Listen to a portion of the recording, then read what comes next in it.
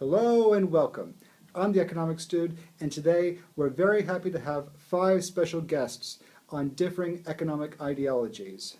These 5 guests represent the free market capitalism and the social market capitalism, socialism, communism, and finally anarchism. So these presenters will give 2 to 3 minute presentations on their respective ideologies.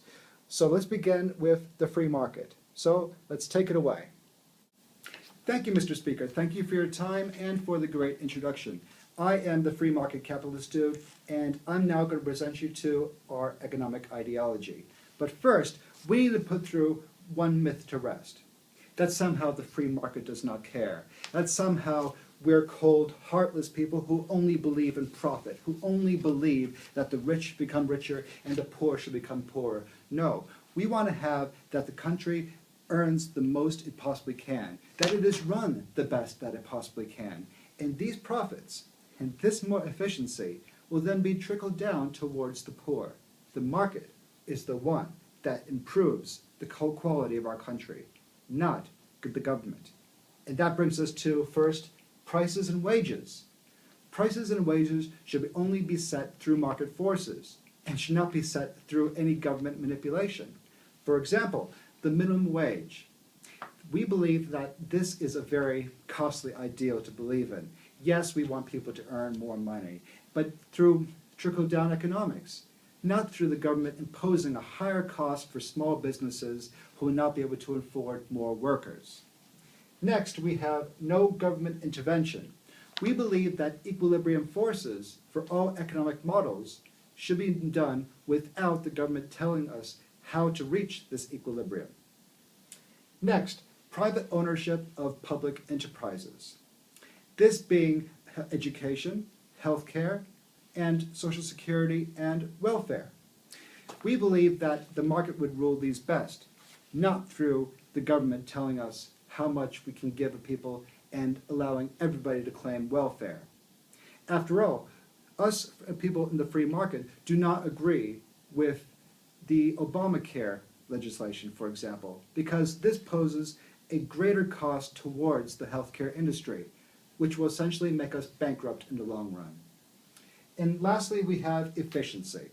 The free market system boasts the highest level of efficiency than any other system. Why? Because we have the greatest risk to reward. Yes, there has to be economic problems, but those can be easily fixed through market forces, not through the government. So thank you for your time, and I now pass over to the next speaker.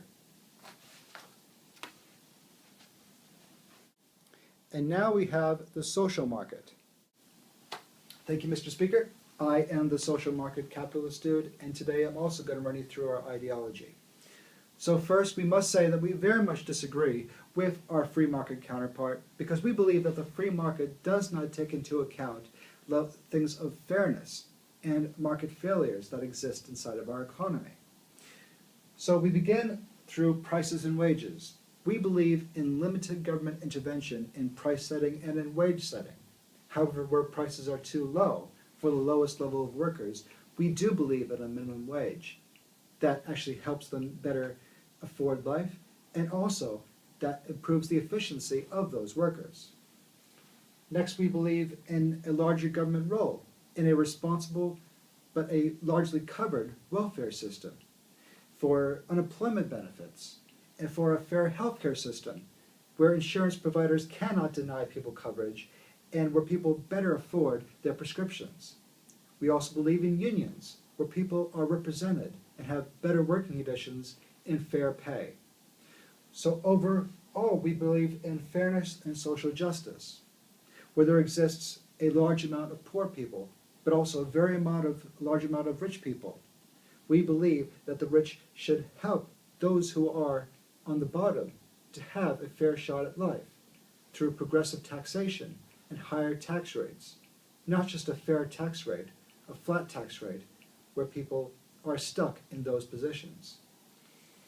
So lastly, we believe that when the private sector and the public sector both work towards high efficiency levels, there exists a greater level of national production.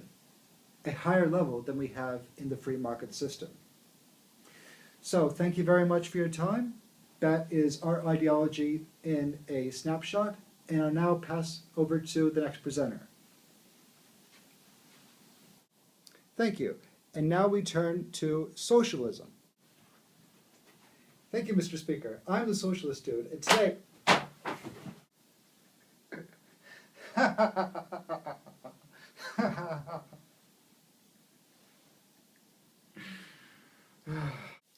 Hey, free market dude, stop that. Let him talk. Come on. Sorry, socialist guy. Continue. Thank you, Mr. Speaker, and thank you, free market capitalist dude. Excuse me about how I think I might have a low-level concussion after this. So, at least I have my notes to guide me now, but I also had time to write up these points. So, let me first begin by dispelling a myth that we hear in America so often, is that Obama is a socialist. Frankly, he's definitely not one of us because we would not allow him in our party to represent us. He is not a socialist because he believes in still a class-based system, where there is a higher class and a lower class. This is not what we stand for. So we begin by social ownership. We believe that the country and the economy should be based on social ownership, where production is carried out to directly produce use-level production. In certain occasions, this is coordinated through economic planning and specific calculations of labor time and what these goods and services will be used for and in what quantity. We also believe that there is a need for economic planning, where the economic planning has allocation of economic inputs and decision-making directed towards direct allocation, where capitalism is based on indirect allocation. So these economic planners are split into their financial, their social, and their technical groups. And these groups then coordinate the economy in terms of physical units. So lastly, we believe in a democratic socialism. We believe that the planners should be overseen, elected, and maintained through a democratic system.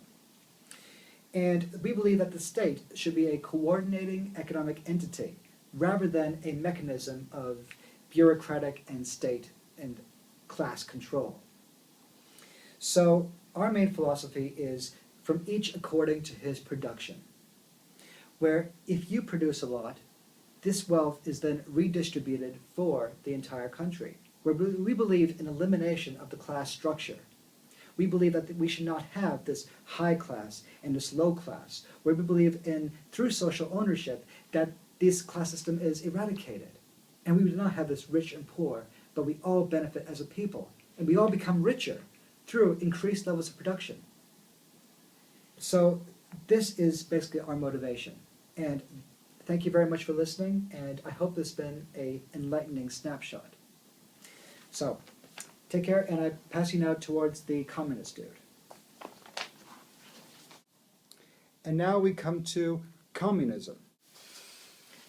Thank you, Mr. Speaker. I am the Communist Dude, and I'm also going to run you through our ideology. But now, it is very tough to get one single general point of view on what communism is, as there are so many different types of communism, but this should provide a general snapshot. But first, we also must dispel a few myths like the other presenters have done, where we are reviled and hated and demonized as a group that looks to destroy freedom. This is not the case. They also say that there will be those oligarchs living on the top of the mountain, while the rest of society lives in abject poverty. This is not the case at all. Now you might say historical examples of the Soviet Union. They were not real communists, and we will say why at the very end. So let us begin. We believe in a total command economy, where we have a vertical power structure, where essentially we have that administrative allocation is based on bureaucratic organization, which essentially organizes the entire economy like a single capitalist firm with no direct competition. We also believe that all is decided through social planning. Unlike the socialists, we do not pick and choose what is done by the social planners, where essentially all plans and decisions regarding production and investment are embodied by the central authority or the government agency. And like the socialist, we have a similar motto. From each according to his ability, to each according to his needs. Where we believe that through free access to articles of consumption, we are made possible many different technological advances.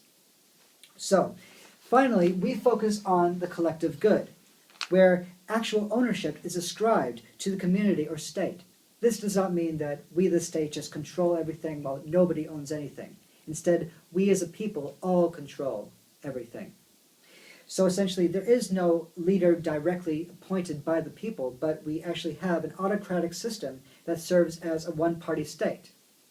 Now, this does not mean we are a dictatorship, because essentially we do have planners and leaders coming down, but this is a party of the people, and not just a multiple-party system, which is wasteful.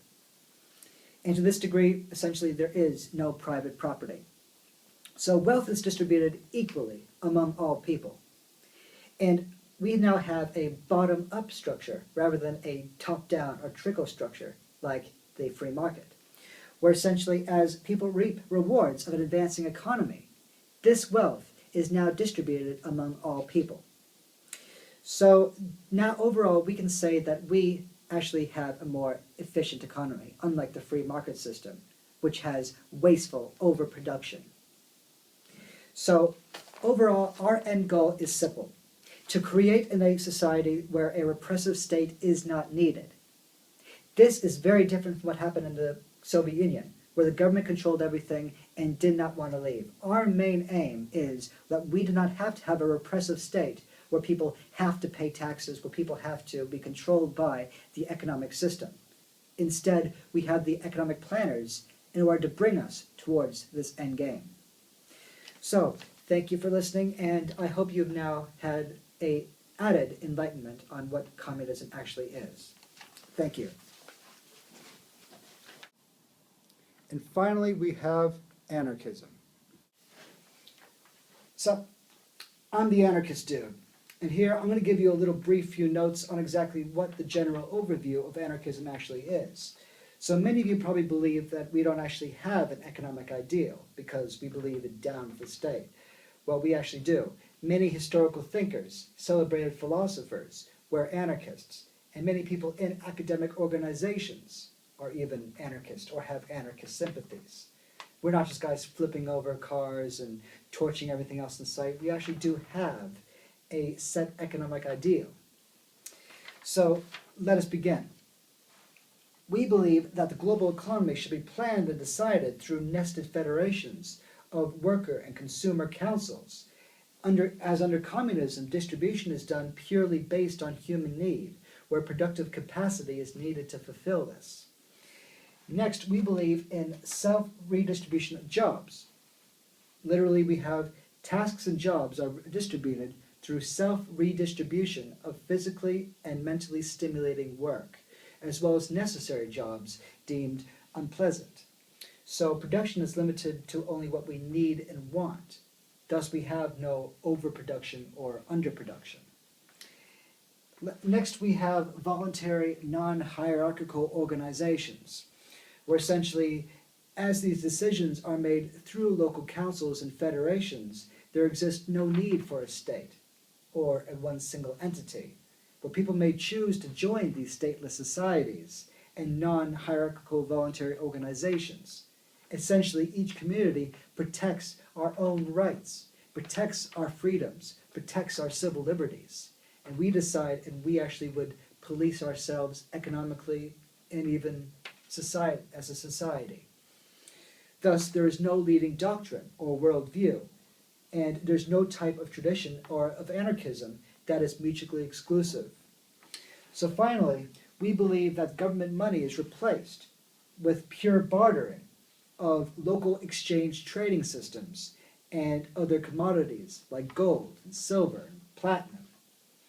So that is a very brief overview of what the anarchist economics actually is. So I hope you learned something. I got places to be. So thanks, Mr. Speaker. Night. Thank you, gentlemen. Thank you very much for your talk, and I hope you, the audience, had a good time and have learned something on different economic ideologies. So, Until next time, I'm the Economics Dude. You've been awesome. See ya.